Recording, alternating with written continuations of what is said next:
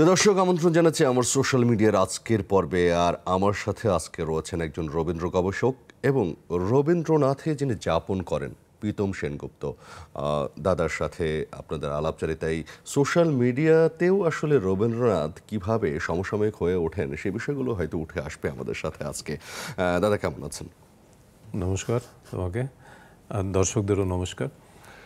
ভালো আছি, আমার খুব ভালো লাগছে। আমি প্রায় বাংলাদেশে আসার চেষ্টা করি। বাংলাদেশ আমার বাবার এবং মায়ের জন্মস্থান। আচ্ছা, ফলে এর প্রতি একটা অন্যরকম আলাদা আবেগ, নারীর একটা টান তৈরি হয়। নিশ্চয়ই আছে। এবং বাংলাদেশের আরেকটা জিনিস আমার কাছে খুব গর্বের মনে হয় যে আমাদের মাতৃভাষার যে সম্মানটা, সেই সম্মানটা বাংলাদেশের মানুষ দিয়েছেন এবং সেই কারণেই এই ভাষার জন্য আমাকে বাংলাদেশের কাছে চিরকৃতজ্ঞ থাকতে হচ্ছে। এটা একটা বড় কারণ বাংলাদেশে প্রতি আমার আত্মিক দুর্বলতা। এবারের আশাটাও তো রবীন্দ্রনাথকে নিয়েই হয়তো বাংলাদেশ ভ্রমণ করছেন। একটা প্রোগ্রাম, বেশ কিছু প্রোগ্রাম রয়েছে আপনাদের হাতে। হ্যাঁ, কি জাতীয় প্রোগ্রাম করছেন? এবারেও আমি এসেছি চৈতন্য লাইব্রেরির উদ্যোগে 3টে অনুষ্ঠানে। একেবারে অশ্রুত, প্রায় শোনাই যায় না, গায়ক রবীন্দ্রনাথকে নিয়ে একটা অনুষ্ঠান করলাম, গান আর গল্প। গল্পের সাথে সাথে গান, কিভাবে রবীন্দ্রনাথ গান গাইতেন এবং কিভাবে হারিয়ে গেলেন, মানে গায়ক রবীন্দ্রনাথ এই রূপটা কিভাবে আমাদের কাছে হারিয়ে গেছে, আমাদের প্রজন্মের কাছে। আমরা তো চতুর্থ প্রজন্ম এবং পঞ্চম প্রজন্ম রবীন্দ্রনাথের সময় থেকে। ফলে আমরা সেটাকে ফিরে কিভাবে দেখতে পারি রবীন্দ্রনাথকে সেই জায়গায় গিয়ে। কারণ রবীন্দ্রনাথের সেই গায়ক রূপের যে রেকর্ড, সেই রেকর্ড অধিকাংশই নষ্ট হয়ে গেছে। একেবারে হাতে গোনা 2-4টে আছে। সেই 2-4টে দিয়ে রবীন্দ্রনাথের ভাঙা গলার সে সমস্ত রেকর্ড, সেগুলো সংরক্ষণও খুব ভালোভাবে হয়েছে, মানে প্রযুক্তিগতভাবে উন্নত হয়েছে, তাও আমি বলবো না। তাতে গায়ক রবীন্দ্রনাথকে গ্রহণ করার মতন অবস্থা নবীন প্রজন্মের একেবারেই নেই বলেই আমার মনে হয়। সেখানে যদি সেটাকে ফিরে দেখা যায় বিভিন্ন স্মৃতিচারণের মাধ্যমে, তো আমি সেটার জন্য এই আপ্রাণ চেষ্টা করছি। এই যে সোশ্যাল মিডিয়ার এই সময় যদি রবীন্দ্রনাথ এক্সিস্ট করতেন, তাহলে তারও আসলে অসংখ্য ফ্যান ফলোয়ার হতো, আপনিও হয়তো তখন ফলোয়ার হয়ে যেতেন। নিশ্চয়ই হতাম। আমি বহুদিন আগে শান্তিনিকেতনে অমিতা সেনের কাছে গেছিলাম। অমিতা সেন হচ্ছেন অমর্ত্য সেনের মা এবং ক্ষিতিমোহন সেনের কন্যা। তো আমি বলেছিলাম যে তুমি তো গুরুদেবকে সরাসরি দেখেছো, গুরুদেবের সাথে অনেক নাচে অংশগ্রহণ করেছো, বা ওখানেই তোমার সান্নিধ্য পাওয়ার সুযোগ হয়েছিল বিভিন্ন বিভিন্নভাবে। তো গুরুদেব সম্পর্কে তোমার কি মনে হয়? তুমি কি, তোমার সামনে যদি এখন আমি গুরুদেবকে এনে দিই, তাহলে তুমি কি ভাববে? বলে আমি গুরুদেবের জন্য আমরা সব কিছু দিতে রাজি ছিলাম। মানে এতটাই ভালোবাসা, যে এতটাই শ্রদ্ধা, যে নিবেদন তার কাছে পূর্ণতা নিয়েই বোধহয় হাজির হতো। মানে এই যে আপনার এই লেখার মতো অনেকটা, যে আপনিও, আমি দেখেছি আপনার সোশ্যাল মিডিয়া পেজগুলো, যখন আমি একটু নাড়াচাড়া করার চেষ্টা করলাম, যে রবীন্দ্রনাথের সাথে আপনি যাপন করার চেষ্টা করেছেন প্রত্যেকটা ক্ষেত্রে। এই যে রবীন্দ্রনাথের বাড়িতে বসে আপনি লিখেছেন তার দুয়ারে ভিক্ষা নিতে, ঠাকুর বাড়ির অন্দরমহলে, মানে এই যে রবীন্দ্র ভাবনা, রবীন্দ্রকে যাপন করা, রবীন্দ্রনাথের চিন্তাগুলো কি এগিয়ে নেওয়া, এরকম চিন্তাটা কেন আসলো আপনার মধ্যে? প্রথম কথা হচ্ছে যে আমি সচরাচর বলি না সেটা। আমার বাবার কাকা ছিলেন পুলিন বিহারী সেন। পুলিন বিহারী সেন একজন রবীন্দ্র বিশারদ, রবীন্দ্রনাথের কাছে অনেক কাজ শিখেছেন, রবীন্দ্রনাথের অনেক গ্রন্থের রবীন্দ্রপঞ্জি তৈরিও করেছিলেন। রবীন্দ্রনাথ খুব স্নেহ করতেন তাকে। তার যখন গল্প শুনেছি বিভিন্ন জায়গায়, বিভিন্ন রকমভাবে পড়েছি তার লেখা, তাতে আমার যখন বয়স বাড়ছে, তখন আমার মনে হয়েছে যে কোথাও একটা আশ্রয়ের দরকার আছে। নিজের দুঃখ, নিজের কষ্ট, নিজের আনন্দ, নিজের ভালোবাসা, নিজের প্রেম, এইটা কোথাও আমি কারো কাছে সমর্পণ করতে চাই। এই সমর্পণ কেউ কেউ ঈশ্বরের কাছে করেন, হ্যাঁ, কেউ পিতামাতার কাছে করেন, যার যেরকমভাবে যেভাবে দেখেন জীবনকে। আমার কাছে মনে হয়েছে এই সমর্পণের জায়গাটা বোধহয় স্বয়ং রবীন্দ্রনাথ। রবীন্দ্রনাথ আমার কাছে এখনও বেঁচে আছেন, এইটা আমি সবসময় ভাবি। কারণ আমি যখন গতকালকের কথায় যখন আমি বলছি, আমি যখন পড়ছি, পাঠ করছি যে রবীন্দ্রনাথের কণ্ঠ যখন ভেঙে যাচ্ছে, রবীন্দ্রনাথ যখন কষ্ট পাচ্ছেন, যখন বলছেন তোমরা আমাকে এখন আর গান গাইতে বলো না, আমার মনে হচ্ছে আমি রবীন্দ্রনাথের কাছে বসে আছি এবং আমার কণ্ঠ তখন মানে আবেগতাড়িত হয়ে রুদ্ধ হয়ে যাচ্ছিল। এবং এটা আমি জানি না, এটা হয়তো লোকে বলবেন যে এটা আমার অনেক বেশি আবেগ বলে এটা আমি বলছি, মানে আমি ওখানে পেশাদার হতে পারি না। আপনার কি মনে হয় যে রবীন্দ্র চর্চা আমাদের বাঙালির জীবন থেকে আস্তে আস্তে একটু কমে যাচ্ছে? বিশেষ করে টেকনোলজির এই যুগে আমরা অনেকগুলো অপশন পাচ্ছি, বিনোদনের অপশন রয়েছে, আমাদের যাপিত জীবনে অনেক ধরনের অস্থিরতা তৈরি হয়েছে, সেখান থেকে রবীন্দ্রনাথ থেকে সরে যাচ্ছে সমাজ। এইটা একটা আমি এইটা একেবারে যে তোমার কথায় না বলবো এমনও নয়, আবার হ্যাঁও বলবো তাও নয়। কেন আমি বলছি, আমাদের যখন তরুণ বয়স ছিল তখন কি আমরা রবীন্দ্রনাথকে খুব গ্রহণ করেছিলাম? তখন তো এত সোশ্যাল মিডিয়া ছিল না, আমরা কিন্তু অতটা গ্রহণ করিনি। তো তারুণ্যের একটা অন্যরকম ভূমিকা আছে, উন্মাদনা আছে। সেখানে হয়তো রবীন্দ্রনাথকে বোঝার মতন সেই সময়টা, সেই বোধটা, গভীরতাটা তৈরি হয় না। সেই কারণে এখন টেকনোলজির মাধ্যমে আবার রবীন্দ্রনাথকে কিন্তু অনেকে গ্রহণ করছে না বললে ভুল হবে, অনেকে কিন্তু গ্রহণ করতে চাইছেও। কারণ রবীন্দ্রনাথ এমন একটা আধার, সেখানে গ্রহণ করলে তার নিজের এই সোশ্যাল মিডিয়ায়, যেটা তুমি বলছো, সেই সোশ্যাল মিডিয়াকে নিজেকে একটা আলাদা করে আমি রবীন্দ্রনাথকে ভালোবাসি, এই কথাটা বলার মধ্যে একটা গৌরব আছে। এবং এটা আমি 5 জন ছোট্ট একটা চায়ের দোকানে বসে বলা আর সোশ্যাল মিডিয়ায় হাজার হাজার লোকের সামনে বলার মধ্যে কিন্তু একটা অন্য উন্মাদনা আছে। রবীন্দ্রনাথ এবং ওই ছোট্ট অভিজিৎ চন্দ্রের একটা ছবি আছে। অভিজিৎ চন্দ্র হচ্ছেন রানীচন্দ্র এবং অনিল চন্দ্রের ছেলে, কিন্তু ওটা সোশ্যাল মিডিয়াতে সাংঘাতিক পরিমাণে ওটা প্রচারিত, রবীন্দ্রনাথ এবং ছোট্ট সত্যজিৎ রায়।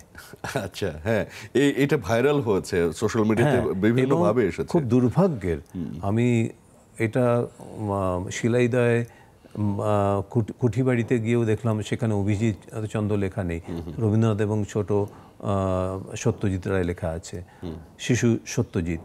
আমি কিন্তু সেটা আনিসুজ্জামান স্যারকে বলেওছিলাম, স্যার এটা কিন্তু পরিবর্তন হওয়া দরকার আছে। তো এই যে এগুলো সব সোশ্যাল মিডিয়ার মানে ব্যাড এফেক্ট। যেমন আবার ধরো অনেকেই বলেন যে শমীন্দ্রনাথ মারা যাওয়ার পরে রবীন্দ্রনাথ নাকি লিখেছিলেন আজ জ্যোৎস্না রাতে সবাই গেছে বনে। একেবারেই ভুল কথা।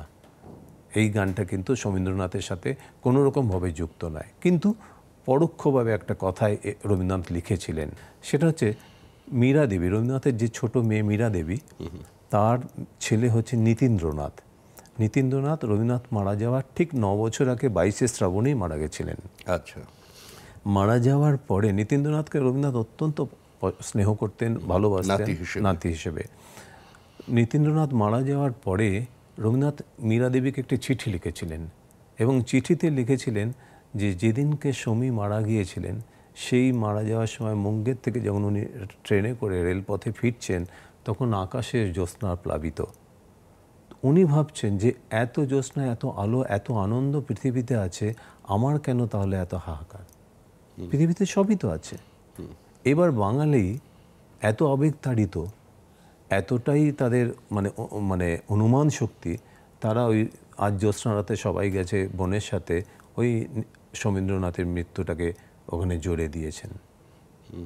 এবং অনেক বড় বড় শিল্পীরাও কিন্তু মঞ্চে এই কথা বলছেন, এবং সেটাও কিন্তু তারা সোশ্যাল মিডিয়াতে পড়েই বলছেন। বিভিন্নভাবে সময়ের স্রোতের কারণে অনেক তথ্য হয়তো বিকৃত হয়ে যাচ্ছে। যেমন আপনি যে গবেষণাটি করছেন যে গানের কারা আসলে স্বরলিপি করেছেন, এই তথ্যগুলো এতদিন পরে সে খুঁজে বের করাটা একটা দুরূহ কাজ মনে হয়। হ্যাঁ, কারণ আমি যখন এই কাজটা করেছিলাম 2005-07 ওই সময় কাজটা শুরু করেছিলাম, আমি একটি বই পড়েছিলাম তখন। বইটা শোভন সোমের লেখা, আনন্দ পাবলিশিং হাউস থেকে বেরিয়েছিল। সেটা যে দীনেন্দ্রনাথ এবং রবীন্দ্রনাথের সম্পর্কের খতিয়ান। তাতে দেখলাম রবীন্দ্রনাথ দীনেন্দ্রনাথের সাথে অত্যন্ত খারাপ ব্যবহার করেছেন, কেমন শেষের দিকে অনেক খারাপ ব্যবহার করেছেন। নাতি ছিলেন কিন্তু দীনেন্দ্রনাথ সেটা তাদের পারিবারিক একটা বৈষয়িক ব্যাপার ছিল, সেটা আমি অন্য বিতর্ক, আমি ওইটা এখন বলার দরকার নেই। কিন্তু যে মানুষটা, যে দীনেন্দ্রনাথ অসীম প্রতিভাধর ছিলেন, সেই মানুষটি কিন্তু তার প্রতিভাকে সরিয়ে রেখে, দূরে রেখে, চাপা দিয়ে রবীন্দ্রনাথের গানের প্রতি তার কিন্তু একটা সাংঘাতিক পরিমাণে একটা ডেডিকেশন ছিল, উৎসর্গ, একেবারে নিজেকে উৎসর্গ করেছিলেন। সেই মানুষটা শান্তিনিকেতনে রবীন্দ্রনাথ, রথীন্দ্রনাথ এদের কারণেই একেবারে নির্জনে একাকী শান্তিনিকেতন থেকে চলে এসেছিলেন। আমার মনে হয়েছিল এটা অত্যন্ত খারাপ কাজ করেছেন রবীন্দ্রনাথ। রবীন্দ্রনাথ তো দেখুন মানুষ ছিল, ব্যক্তি মানুষের চরিত্র তো ভিন্ন ভিন্নভাবেই। দেখো রবীন্দ্রনাথকে বাঙালি বিশেষ করে ঈশ্বরের আসনে বসিয়ে রেখেছেন। রবীন্দ্রনাথ মানুষ, অমিত প্রতিভাধর মানুষ। কেমন, তার তো জীবনে ভুল ত্রুটি ছিল না তো তা নয়, অনেক অনেক আছে, অনেক কথা বলা যায় সেগুলো নিয়ে। আমি তখন আমার ঘরে একটা, আমারই হাতে আঁকা একটা রবীন্দ্রনাথের ছবি ছিল। আমি যখন বইটা পড়া শেষ করলাম, আমার চোখ দিয়ে অঝরে জল পড়ছে। আমি তাকে বললাম, তোমারই কাজ করব, কিন্তু তুমি থাকবে সেকেন্ড পার্সন। কেন বললাম? কারণ তুমি দেখো, রবীন্দ্রসঙ্গীত বলে কিন্তু কোনো গ্রন্থ নেই। গীতবিতান আছে যেখানে রবীন্দ্রনাথ ঠাকুর লেখা আছে, স্বরবিতানের তো কোথাও রবীন্দ্রনাথ ঠাকুর লেখা নেই। স্বরবিতান তাহলে কারা করলেন? গীতবিতান এবং স্বরবিতান মিলিয়েই কিন্তু রবীন্দ্রসঙ্গীত। এই যে আড়ালে যাদের জন্য আমরা রবীন্দ্রনাথের গান গাইছি, যাদের জন্য আমরা রবীন্দ্রনাথের গান শুনছি, তারা কোথায়? কেন শিল্পীরা সেই দায়িত্ব নেয়নি? কেন এই রবীন্দ্রভারতী বিশ্ববিদ্যালয়, বিশ্বভারতী বিশ্ববিদ্যালয়, তারা কেন এগুলোকে প্রচার করেনি? আমি তখন ঠিক করলাম যে আমি তাদের খুঁজব। আপনার কাজের ক্ষেত্রটা এখানেই হবে? এখানেই হবে। এবং আমি সেখানে একেবারে নিবিড়ভাবে কাজ করলাম। করে আমি এখনও অবধি 36-37 জনের মতন স্বরলিপিকারদের আবিষ্কার করেছি। এখানে আমি শুধু না, সৌমেন্দ্রনাথ ঠাকুর, রবীন্দ্রনাথের নাতি, তিনিও কিন্তু এই প্রশ্নটা রেখেছিলেন যে রবিদা জীবিত থাকতে যে সমস্ত স্বরলিপি বিভিন্ন জায়গায় প্রকাশিত হয়েছে, সেগুলো কোথায় গেল? সেগুলো নির্বাচন না করার অধিকার কারা পেল? রবীন্দ্রনাথকে ধারণ করার বিষয়টি থাকলেও বাঙালি সবসময় একটু উপেক্ষিত রাখে বিভিন্ন ব্যাক এন্ডের জিনিসগুলোকে। রবীন্দ্রনাথকেই রেখেছে। আমি তোমাকে খোলসা করে বলছি, 1800 গানের মানে সুর সংরক্ষণ করা আছে। বড় জোর বাজারে চলে 200 থেকে 250 গান, তাহলে 1500 গান কোথায়? তাহলে রবীন্দ্রনাথকেই তো উপেক্ষা করে রেখেছে, যাকে আসলে বিশাল আসলে। আমি বলছি না যে 1500 গানই খুবই একেবারে সব গানই ভালো নয়, হতে পারে না, কিন্তু ওই 1500 গান কি শ্রোতা শুনেছে কখনো?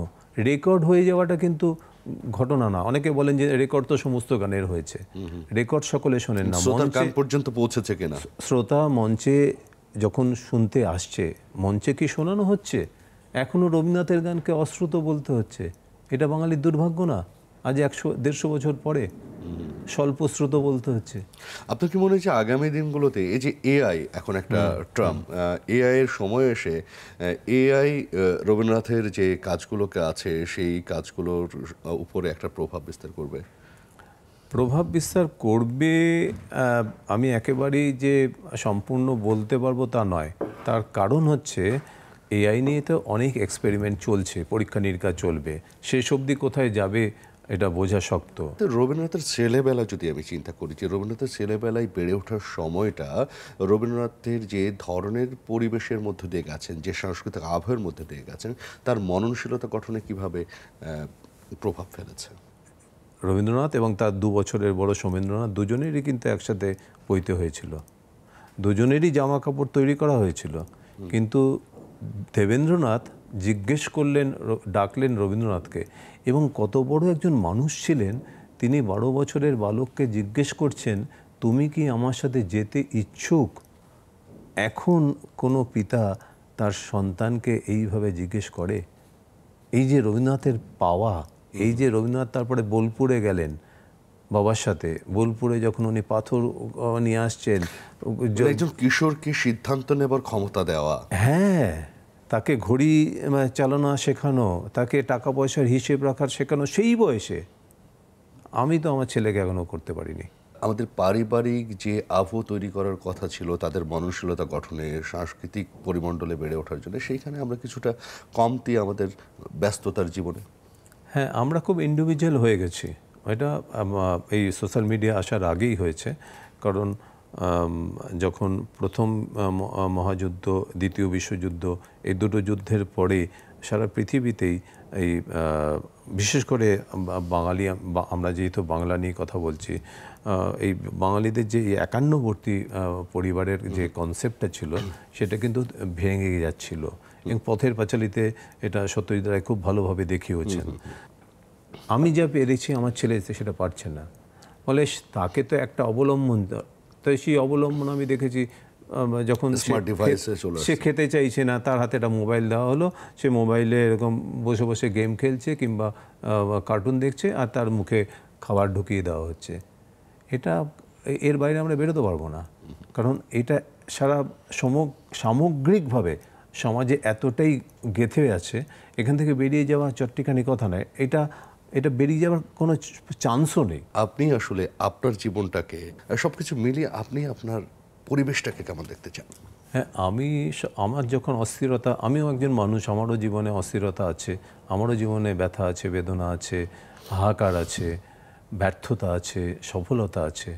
ফলে আমি যখন নিজেকে যখন ধরো যেটাকে কন্ট্রোল, মানে আমার আত্মবিশ্বাসে যখন একটু টালমাটাল হয়, তখন আমি রবীন্দ্রনাথের কাছে যাই। রবীন্দ্রনাথের কাছে নানাভাবে যেতে পারি।